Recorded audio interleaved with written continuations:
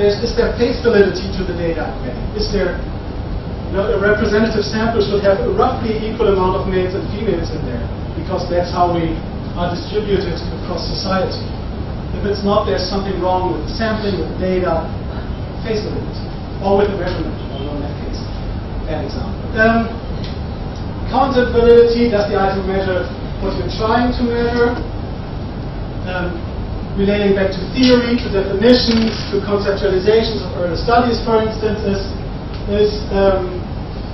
something which is often done here. So, does my measure work in a similar way, or does it look similarly than other measures that others have used?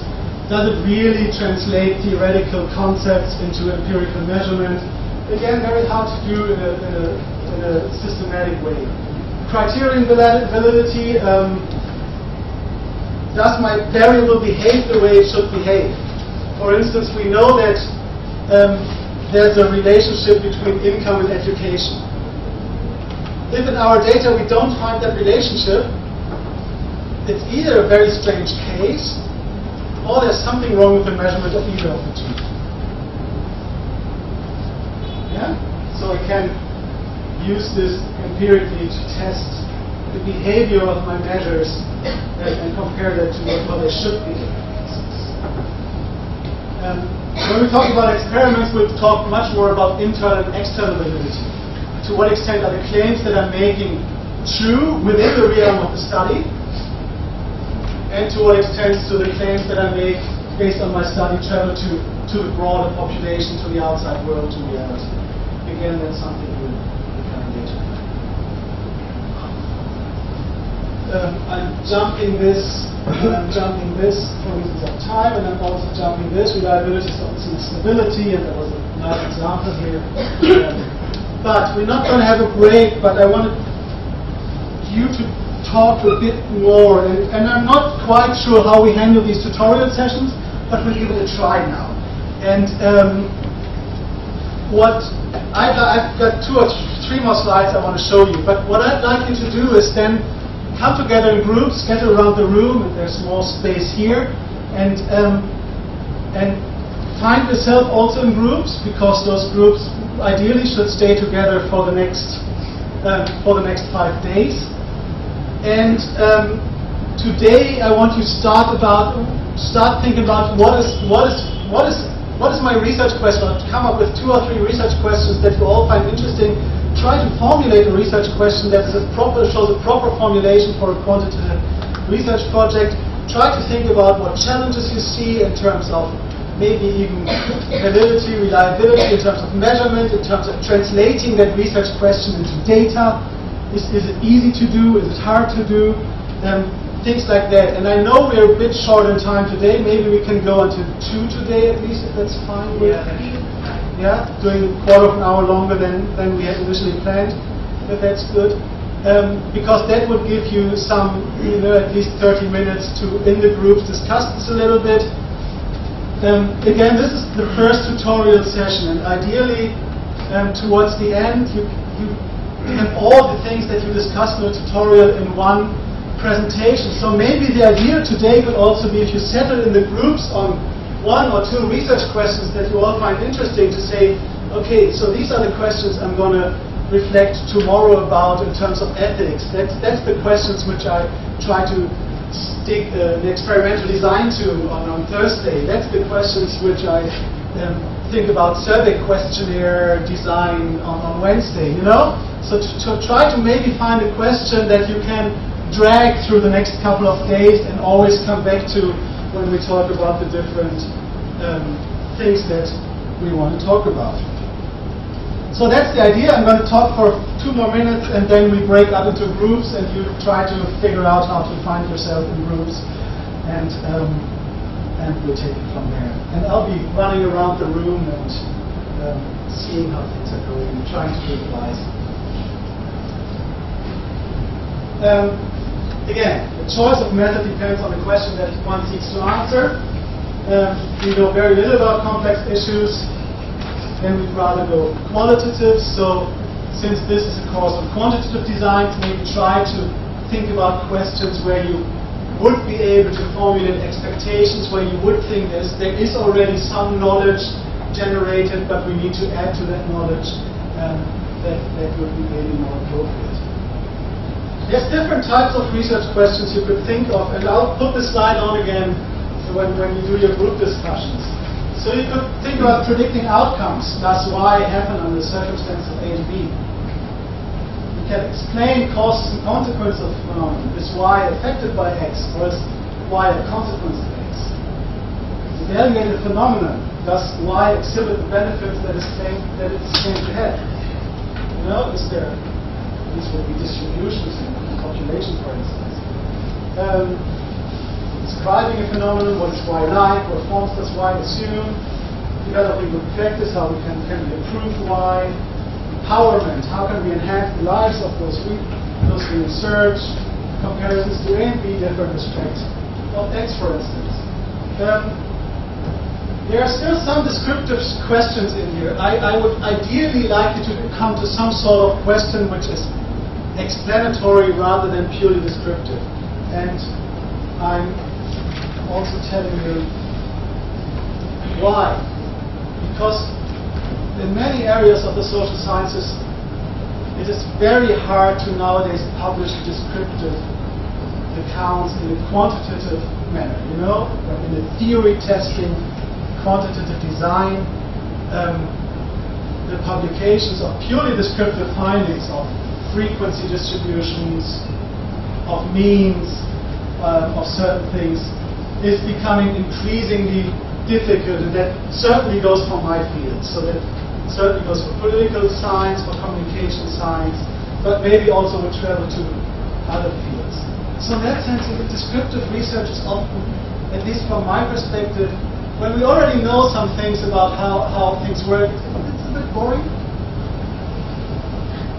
When it's exploring things that we don't know anything about, it's interesting. Let me illustrate, you're doing the Indian election study. You're not the pollsters who publish polls in the week before the election, which is descriptive information and interesting to the general public. You can't publish those polls in an academic article. That's not interesting. Not interesting enough, not teaching us enough about theory, not solving any problems really. And that's where we again get into this idea of, you know, we want to address problems, we want to explain social realities rather than only describe social realities. And if you work quantitatively, I think that's an important aspect to consider. That explanatory research, being able to say X causes Y, if A then B, and that could be very simple, you know, that doesn't have to be rocket science. That could be the fact that newspaper A covers political party B differently from newspaper C. So the newspaper explains differences in party coverage, for instance. It could be a simple crosstab in that sense. But it's relating two variables to each other, rather than just describing one variable. And that's at least my experience also from publications. It's in the fields I'm working in, it's impossible, it's almost impossible to publish purely descriptive accounts of data. At least in the good journals. Again, different types of questions. I'm jumping, in the interest of time, this piece on causality. Look at it at home. I sent you the slides. It's just since we do want to work on explaining reality and not just describing social reality, it's important to consider what causality actually is. But this is very common sense, as I said. I think if you just browse through it, it for now is fine.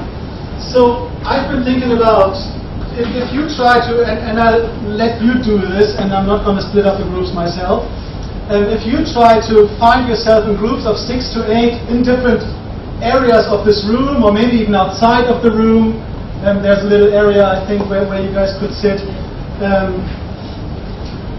and try to find yourselves in groups that you see yourself working in for the next 4.5 days.